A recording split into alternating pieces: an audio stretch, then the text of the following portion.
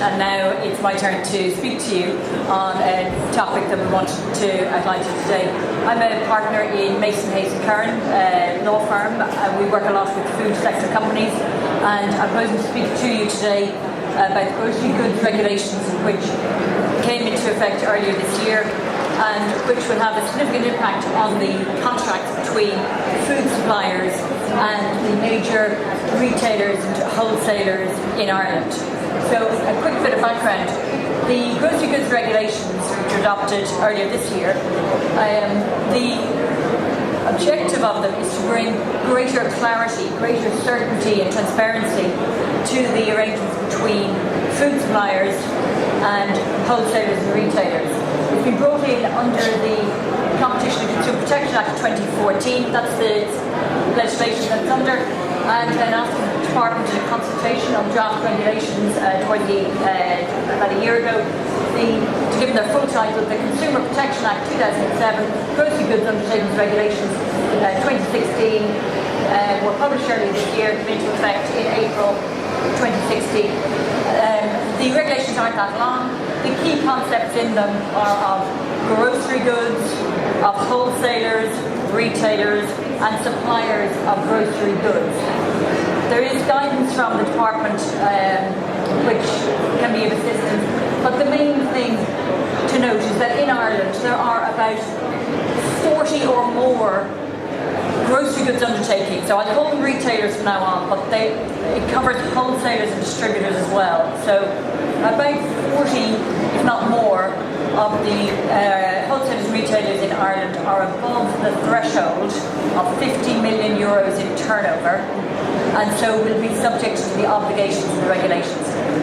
The vast majority of the regulations places obligations on retailers and wholesalers for the benefit of the food suppliers. The idea being to redress the perceived imbalance in the negotiating power between the large multiple supermarkets and food suppliers. So every food supplier to a wholesaler and retailer in Ireland has potentially will benefit from these regulations. So definition of grocery goods, basically any food, any drink, any ingredients, including alcohol, liquors. It doesn't include food that's supplied to be sold in cafe, restaurant, or the cafe within the supermarket. But it does cover all of the grocery goods. Retailer, fairly obvious what that is. It's over the 50 million threshold. And in fact, what is interesting is that in the UK, where they've had a similar regime, that regime applies only to 10 or about 10 named retailers, only the really big guys. In Ireland, because they picked this 50 million threshold and applies to associated undertakings, it actually captures 40 or more. We won't know until we get later on in the year with the Competition Authority seeing the compliance reports coming in from retailers. So, wholesaler, the grocery good that purchases goods from the supplier, for resale to a retailer, again with the threshold of 50 million. And there are quite a few different wholesalers. A distributor, somebody who thinks, oh well, I don't sell to the end consumer. I'm a distributor. I buy biscuits from Italy and France, and I sell them on to Musgrave. I sell them on to a wholesaler. They, in fact, may well be caught by the obligations in the regulations, and that's something the Competition Authority actually wants to get that message out, that there may well be quite a few distributors out there, if they're over the 50 million threshold, who will be subject to the obligations. Right, so trying to give you a very broad brush in the few minutes that I have, the grocery goods regulations break down into three main categories of obligations, and then there's a section about training, compliance, reports, etc. But if we look at the three main types of obligations in the regulations, first, there are a couple of mandatory obligations, things that you must or cannot do. Secondly, there are provisions that are prohibited except in certain circumstances. And then the third bucket, they are things that are prohibited unless you have express terms in your contract which say that you can do it. So the content of the contract becomes quite important, particularly for retailers, because otherwise they can't charge for things unless they've got it here in their contract. So flying through the first bucket, the mandatory obligations. The first thing is that grocery goods contract, i.e. between supplier and retailer, must be in writing, and it must be in clear, understandable language. And each side must sign and retain a copy. So that's new. Most times in Irish law, you don't have to have written contracts. Contracts are absolutely valid by simply, oral agreement as long as consideration. So this is quite significant in terms of Irish contract law. Contract must be in writing, and I don't know who's going to determine if it's clear and understandable language, but in fact our firm are a sponsor of the Plain English Awards, and we do our best to make our contracts as clear as possible. Second, mandatory, so must be done, is a retailer must provide a forecast to the food suppliers of the quantity of goods that they want. It can't be contracted out of. It's mandatory. And in fact, I know that one of the retailers who's here in this room, who maybe I won't name, have appointed a full-time person just to deal with forecasts for food suppliers, because this is a mandatory obligation. And the third thing within the mandatory obligation is retailers may not compel a supplier to make a payment for the advertising or display of grocery goods in retailers' premises. That's the one that's a no-no. You can't do it. Doesn't matter what you put in your contract, you can't do it. Now, as we get on through the other restrictions, you'll see that they can charge for better shelf space, they can charge for participating in promotions and etc. It comes back to that is the one, and in my conversations with the competition authority, they have said they will be looking in the first instance at the three mandatory ones that I have just outlined. So, flying through, we now get to a couple of pages. Sorry, these are for you to take away, and what I'm running through is sort of bucket one, second bucket, third bucket. So looking at these ones here, these are prohibited except with certain exemptions, which are that a retailer can't require a supplier to get goods from a particular third party.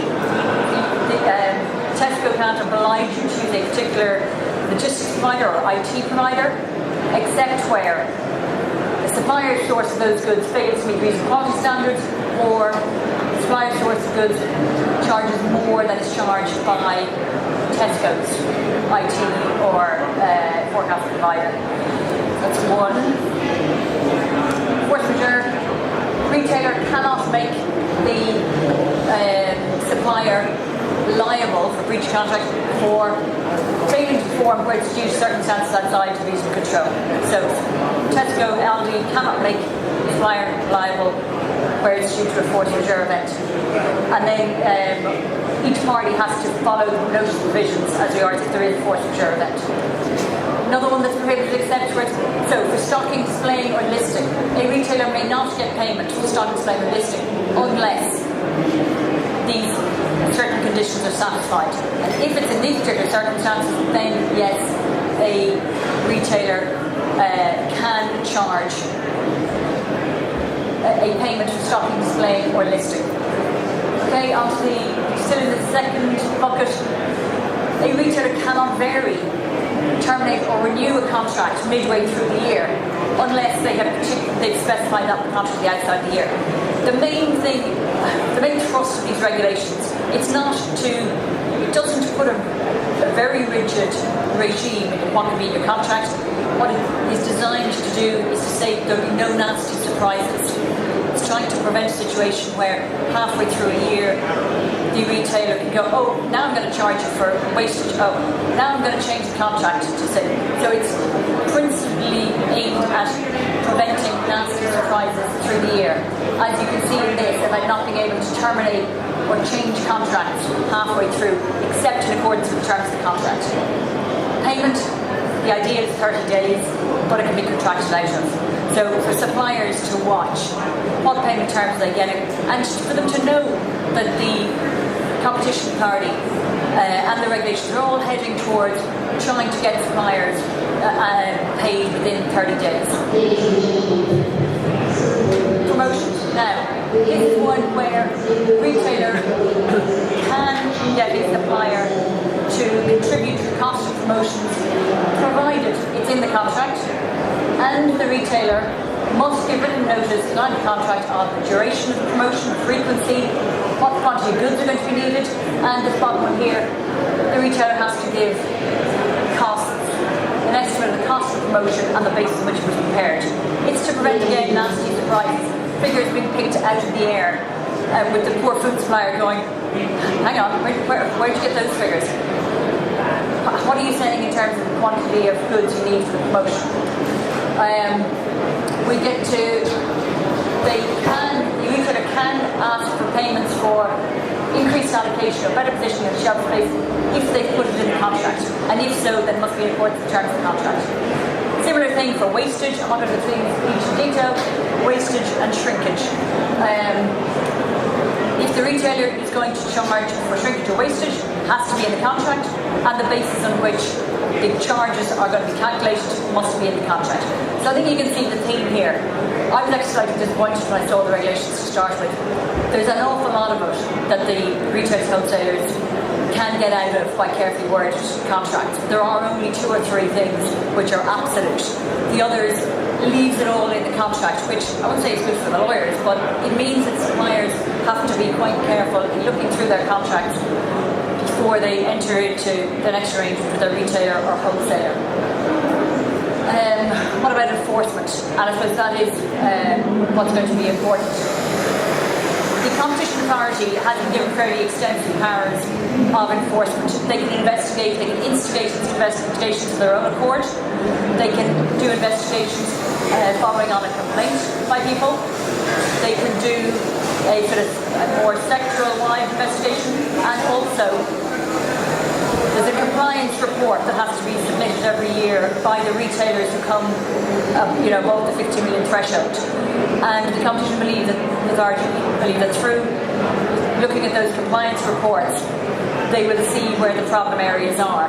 Now, in the UK, where there's a similar regime, you may have heard there's a very strong report by their equivalent Competition Authority, which is the Grocery Goods Adjudicator, that absolutely lambasted Tesco for their practices and made them pay a significant amount of cost. Now, the UK regime is different, and one important difference that in the UK there's absolute confidentiality assured for food suppliers that complain.